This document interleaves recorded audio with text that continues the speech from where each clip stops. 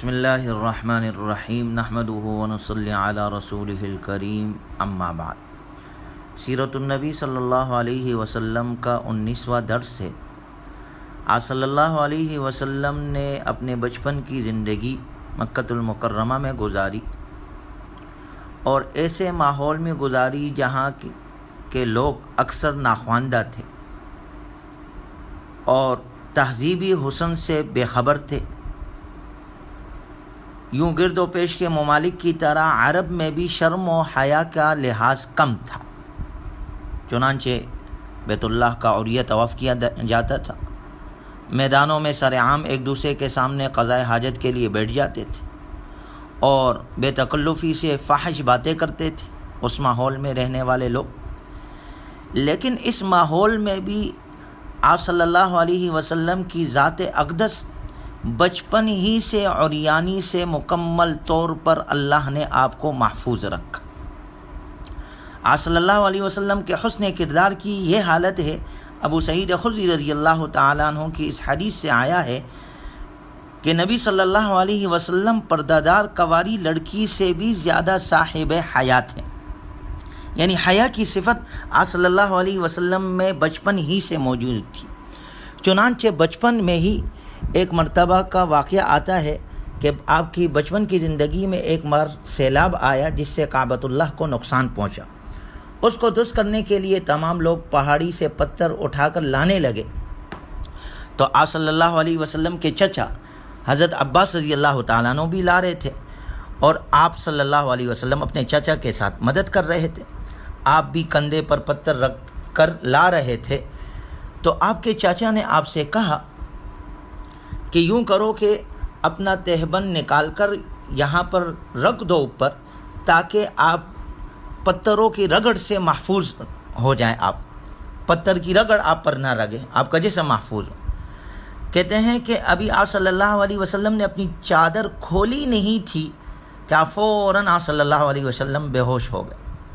حضور صلی اللہ علیہ وسلم پر بے ہوشی طاری ہو گئی اور آپ صلی اللہ علیہ وسلم جیسے ہی ہوش میں آئے آپ کہہ رہے ہیں ایزاری ایزاری، میرا تہبند میرا تہبند۔ پھر آپ صلی اللہ علیہ وسلم نے اپنا تہبند خوب اچھی طرح سے کس کر باندھ لیا۔ یہ اللہ کا نظام تھا، اللہ نے آپ کو محفوظ رکھنا تھا، آپ کے جسم کو عریانی سے محفوظ رکھنا تھا۔ یہ اللہ کی طرف سے تحفظ کا ایسا عجیب نظام تھا کہ جس عریانی کو اس وقت کے لوگ معمولی سی بات سمجھتے تھے، اس کے خلاف اللہ کے رسول صلی اللہ علیہ وسلم کے دل میں اتنی شدید نفرت بڑھ دی گئی اور حیا کی ایسی پاسداری آپ کے دل میں ڈال دی گئی کہ وہ آپ صلی اللہ علیہ وسلم کی سیرت مقدسہ کا سب سے قیمتی جوہر بن گیا۔ اور آپ صلی اللہ علیہ وسلم نے اپنے امت کو اس حیا کی تعلیم دی۔ آپ نے فرمایا لکل دین خلقا وخلق الاسلام الحیا، کہ ہر دین کا کوئی امتیازی وصف ہوتا ہے، اس کے ارد گرد اس کی تعلیم گھومتی ہے۔ مسلمانوں کی ساری تعلیم و تربیت یہی حیا ہے، ساری تعلیمات کا محور حیا ہے۔ لہذا آپ صلی اللہ علیہ وسلم نے فرمایا الحیاء من الایمان، حیا ہے تو ایمان ہے، حیا تو ایمان ہی کا ثمرہ ہے، حیا ہے تو علامت ہے کہ یہاں ایمان بھی ہے، حیا نہیں تو نشانی ہے کہ اس کے پاس ایمان کا کوئی پھل نہیں۔ یعنی یہ دونوں جڑوا ہے، جہاں ایمان ہوگا وہاں حیا ضرور ہوگا، جہاں حیا ہوگا وہاں ایمان بھی ضرور ہوگا۔ اگر حیا نہیں ہے تو ایمان کا درخت اس کا بجھ چکا ہے۔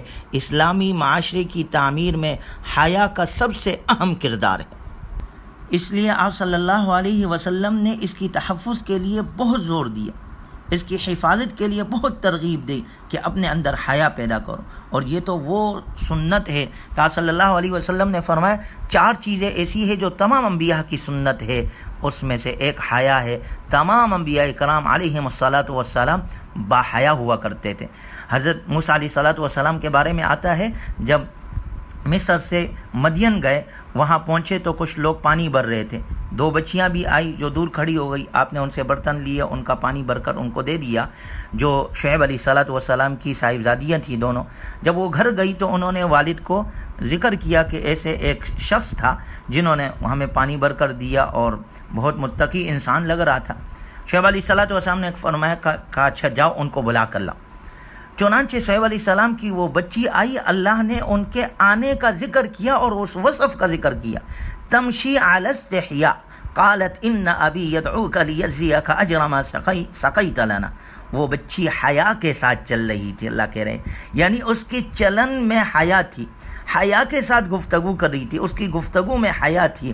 جس انسان میں حیا ہو، اس کے چلنے میں حیا، اس کے بولنے میں حیا، اس کے کردار میں حیا، تو اللہ نے ان کے اس وصف کو ذکر کیا کہ یہ وصف اللہ کو کتنا پسند ہے. اور شیطان جب انسان پر حملہ کرتا ہے تو وہ بھی سب سے پہلے یہی کوشش کرتا ہے کہ اس کو باحیا نہ رکھا جائے، بلکہ اس کو بے حیا بنا دیا جائے. دیکھیں جب آدم علیہ السلام اور حضرت حوا نے وہ شجرہ ممنوعہ کھایا تو اس کا اثر کیا ہوا؟ فلما ذاقا الشجرۃ بدت لهما سوآتهما وطفقا يخصفان عليهما من ورق الجنہ. جب شجرہ ممنوعہ کھایا اس شیطانی اغوا کا سب سے پہلا، اس وسوسے کا سب سے پہلا اثر یہ ہوا جنتی لباس اتر گیا اور جنت کے پتوں سے اپنے جسم کو چھپانے لگے. تو شیطان بھی سب سے پہلا کام یہ کرتا ہے، انسان کو بے حیا بناتا ہے. جو شخص ہمارے والدین کا دشمن ہو وہ ہمارا خیر خواہ کیسے ہو سکتا ہے؟ اسی طرح صلی اللہ علیہ وسلم نے فرمایا یہ آدم علیہ السلام کا دشمن بنی آدم کا دشمن ہے شیطان قیامت تک کے لیے. اور آپ صلی اللہ علیہ وسلم نے فرمایا شیطان انسان کو بے حیا بناتا ہے. فرمایا اذا فاتک الحیا فافعل ما شئت. جب تمہاری حیا ختم ہو جائے پھر جو تمہارے دل میں آئے کھو. آج اس وقت سب سے بڑا طوفان بے حیائی کا معاشرے کی طرف متوجہ. اس بے حیائی کا جس کا ہم تصور نہیں کر سکتے، اس کا مقصد کیا ہے؟ اس کا مقصد صرف اور صرف یہ ہے کہ جب مومن کو بے حیا بنا دو گے، اس کے سامنے سے حیا کو ختم کر دو گے تو پھر اس کے لیے ہر گناہ کرنا آسان ہو جائے گا. آج مغرب جس کلچر کو عام کر رہی ہے، جس تہذیب کو ہمارے اندر لا رہی ہے، وہ سب سے زیادہ کیا ہے؟ بے حیائی کو پھیلایا جا رہا ہے، بے حیائی کو عام کیا جا رہا ہے، چاہے موبائل کے ذریعے سے ہو، نیٹ کے ذریعے سے ہو، ٹی وی کے ذریعے سے ہو. بس سب سے زیادہ جس پر زور دیا جا رہا ہے کہ بے حیا کر دو. جب حیا چلی جائے گی تو پھر ساری چیزیں کرنا آسان. دیکھیں پہلے برقع اتار دیا، پھر چادر اتار دی، پھر دوپٹہ گلے میں لکیر کی طرح رہ گیا، اب وہ بھی اتر گیا. لباس تو گلا آگے سے کھلا ہوا، سینہ آگے سے نظر آ رہا ہے، پیچھے سے پیٹھ نظر آ رہی، یا لباس ایسے باریک ہے کہ جی اس سے تو سارا جسم جھلک رہا ہے. تو یہ تو مغرب کی سب سے بڑی کوشش ہے اور شیطان یہی چاہتا ہے کہ انسان بے حیا ہو جائے. آج کے ماحول میں ہمارے بچیوں کا لباس اتنا چست لباس، ایسا لباس کہ کوئی خاتون حیا کے جذبے کے تحت ایسا لباس پہننے کا تصور نہیں کر سکتی تھی، لیکن وہ لباس پہن کر آج خواتین فخر کرتی. ہماری بچیاں پہنتی ہیں تو ہم کہتے ہیں جی ہاں ترقی کی راہ پر گامزن ہے. باپ کو کہا، والد کو کہا جاتا ہے، کہتے ہیں جی وہ ماحول کے اعتبار سے چل رہے، زمانے کے مطابق چلنا پڑتا ہے، کیا کرے. تو یہ تو اس کا مطلب یہ ہوا کہ اگر یا تو پھر بات یہ ہے، دو باتیں ہیں اس کے سامنے. یا تو یہ ہے کہ جو ہم جس طریقے پر تھے وہ طریقہ غلط تھا.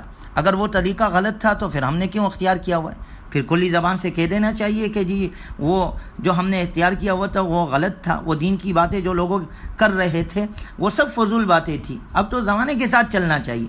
تو لہٰذا یہ لبادہ جو ہم نے پہنا ہوا ہے اس کو بھی اتار کر ہم انہی کے صف میں شامل ہو جائیں.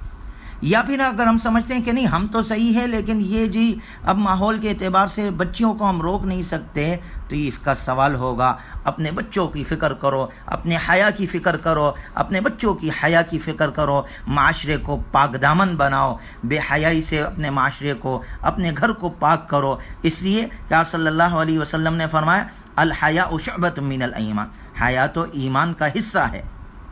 لہٰذا اپنے آپ کو سنبھالو، اپنے اولاد کو سنبھالو، بے حیائی کی لعنت سے بچتے رہو. ہمارے نبی کو تو اللہ نے بچپن ہی سے محفوظ رکھا اور نبی کی تعلیمات سے ہمیں حیا کا حکم ملتا ہے. حیا تو ہمارے ایمان کا حصہ ہے، جس میں حیا نہیں اس میں ایمان نہیں. اللہ ہماری ایمان کی بھی حفاظت فرمائے، حیا والی صفت بھی اللہ ہمیں نصیب فرمائے. اللہ ہمیں نبی صلی اللہ علیہ وسلم کی سیرت مبارکہ اپنانے کی، پہلانے کی توفیق عطا فرمائے. وآخر دعوانا ان الحمد للہ رب العالمین.